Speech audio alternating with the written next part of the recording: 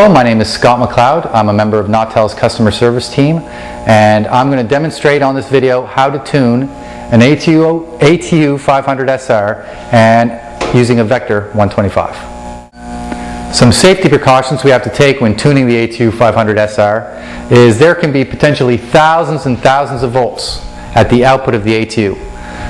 Whenever we're working inside the ATU or near the antenna, we should have the transmitter low in power or off. But keep in mind, even at low power out of the transmitter, we can still have potentially dangerous volts at the output of the ATU.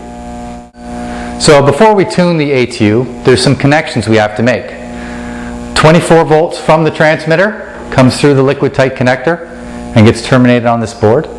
24 volts, and that powers up the ATU so it has a control circuitry and it can auto tune. We also have serial communication so that the information from this ATU can be fed back to the transmitter for monitoring. Some other connections include the antenna. In this simulation, I'm using this capacitor bank and this dummy load to simulate my antenna. And from here, we can start tuning our ATU. Before we can tune the ATU, we have to first give the initial tap settings for the coils and the matching transformer. For the coils, we can either just arbitrarily pick one of the 6 tap settings we can use from the handbook, or we can try to narrow it down by calculating the inductance we need using the antenna capacity, the frequency of our system, and what type of coils we have. So for this test and this setup, I've decided to start with the maximum inductance on my coils because I have no idea what my antenna is. I decided to use 10 ohms for my matching transformer. Now I got the tap selections here from table 3-3 in the ATU500 manual, and figure 3-3 tells you how to connect the coils together.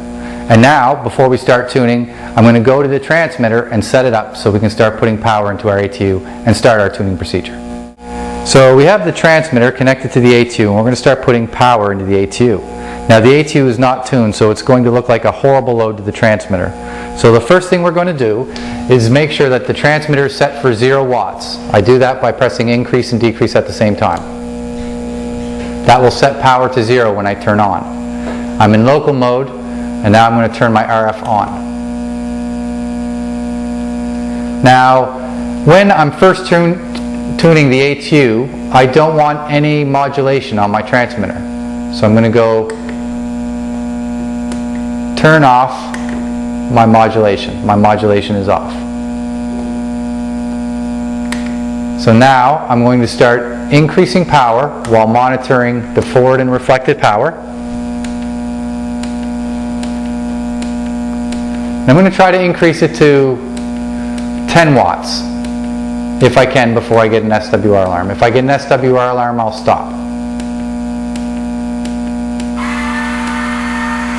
I'm at 10 watts, and now we're going to go to the ATU and see what the ATU is doing for tuning. So now that I have my transmitter set at 10 watts with 0 modulation, with the modulation off, I'm at the ATU. Now I can see from the ATU meter that I have a forward power reading of 10 watts and a reflected power reading of 10 watts, so I'm nowhere near tuned. I have my power on, and I'm going to turn my auto switch on in a second. Now there's 3 things that can happen when I turn this on. Either the coils will stay where they are, they will move down, which means they're decreasing inductance, or they'll move up. So we're going to turn it on and see what happens. So now the coils are moving down. So now I'm going to wait to see if the coils stop moving, and if they stop moving, are they at the min limit? So the coils are tuning and they're still moving in the downward direction, so we're still decreasing inductance.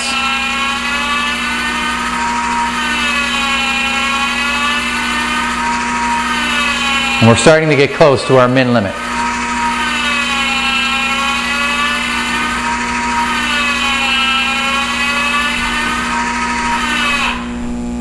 The coils stopped.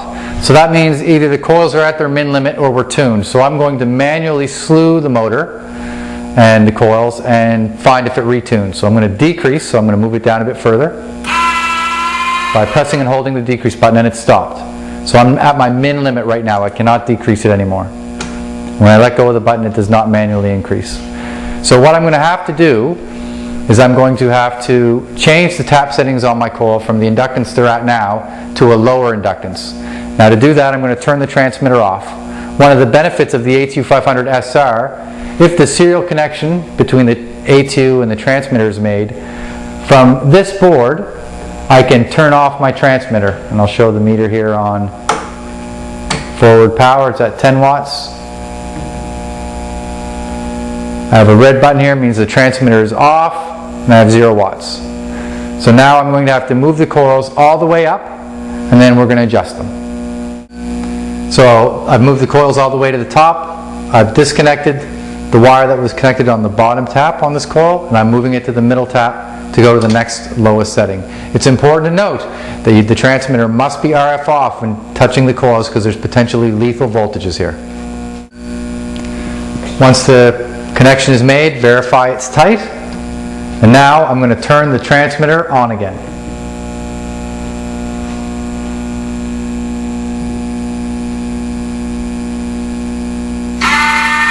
The coils are moving back down, decreasing the inductance again.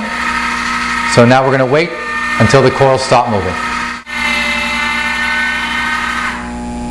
So the coils have stopped. So to confirm that they're tuned, I'm going to manually decrease.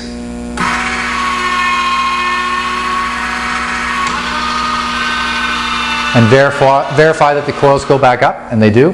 I'm going to increase. Verify the coils go back down. So now my coils are tuned. Now if I look at my forward and reflected power on my meter, my forward power is about 10 watts. My reflected is really low, so I'm actually very close to being tuned. So what I'm going to do now is I'm going to go back to the transmitter, increase the power to about 25 watts.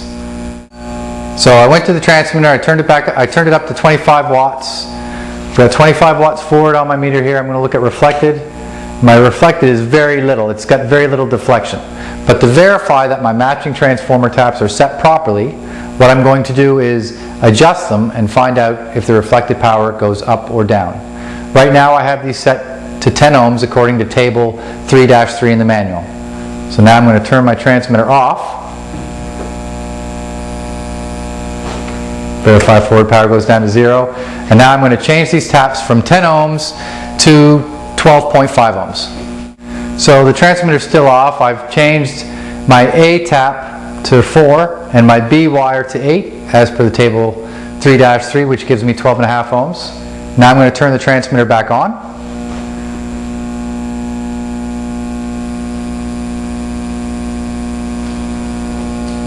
And my forward power is a little higher now. It's a little above 25 watts. My reflected power is almost 0. So that's actually a better tap setting. So I'm at about 30 watts now, and I'd say 0 watts reflected. Now my ATU is tuned. The final step in tuning the ATU is we're going to turn the transmitter up to our operating power level, whatever that is. Turn on our modulation at the modulation depth we want, and then we're going to set the ATU spark gap. So at the transmitter, I've increased the power up to its max power. We're at 120 watts now forward. Our reflected power is 0.3, so we're really well tuned. Now what I'm going to do is start setting up my modulation. So to do that, I'm going to go to Peripherals, Keyer Settings, Audio Levels.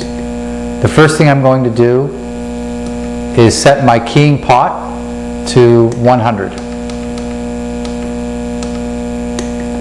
This number does not mean the modulation is going to come on at 100%, it just means it's going to come on at a lower level. This number is a pot level that goes from 0 to 255. Once that's done, I'm going to go to modulation. I'm going to turn my modulation on. I'm going to leave my keyer off so I get a constant tone. Now to get rid of this audio tone we're hearing, I'm going to turn my speaker off on my transmitter by going to select Peripherals and the speaker, deselecting it, so we don't have to hear it, although we still have modulation. Now I'm going to look at how much modulation I have right now. And my modulation percent now is 39.3%. An important thing to do is to verify that the current and voltage sample determine which one gives the higher modulation reading. So if I go into settings and monitor settings and mod percent thresholds, continue, that's a warning. I can toggle the sample. Right now my RF monitor is on volts. I'm going to toggle it to current. I'm going to go back, main menu, meters. Now my mod percent A is only 31.1%. So the voltage sample is giving us the higher reading. So we're going to have to make sure when we set up our modulation level we're using the volt setting.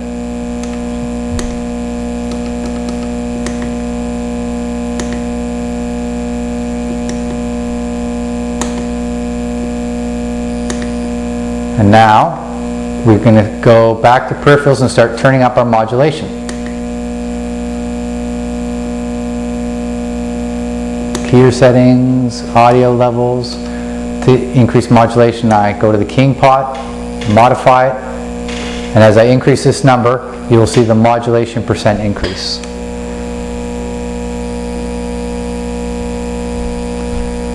So a typical value people want to get for modulation seems to be around 90 to 95%. So we're going to see if we can get 90%.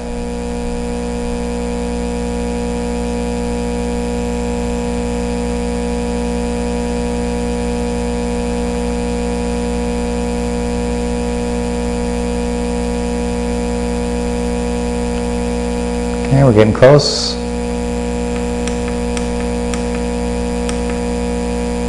Okay, it's close enough to 90% modulation. I'm going to say done. I'm going to go to my main menu and look at my reflected power. Now you can see my reflected power is now up at 3.5. That's because the modulation energy is now being seen as reflected power. But 3.5 is a little higher than we'd want to go. You see the VSWR is 1.4. Ideally you'd want it less than 1.4. So in this circumstance we can do a couple things to make it go down.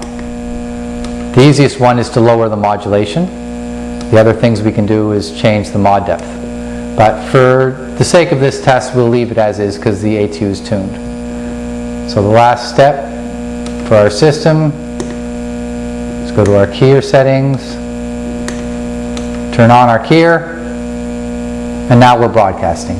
So the last thing we have to do to the ATU is we have to set up our spark gap. And to do that there's a procedure in the book. And we will go through it right now. So we've got the transmitter up at full power with our 90% modulation. So the last thing we have to do is calculate our spark gap, which is outlined in your ATU500 manual in section 5. The measurements you'll need is antenna current, which you can get off this meter here by selecting current. And our antenna current is approximately 3 RF amps. And now we can just enter that value in the formula in section 5.4 and we can calculate our spark gap. Our spark gap is located up here in this corner. And that is the end of the ATU tuning.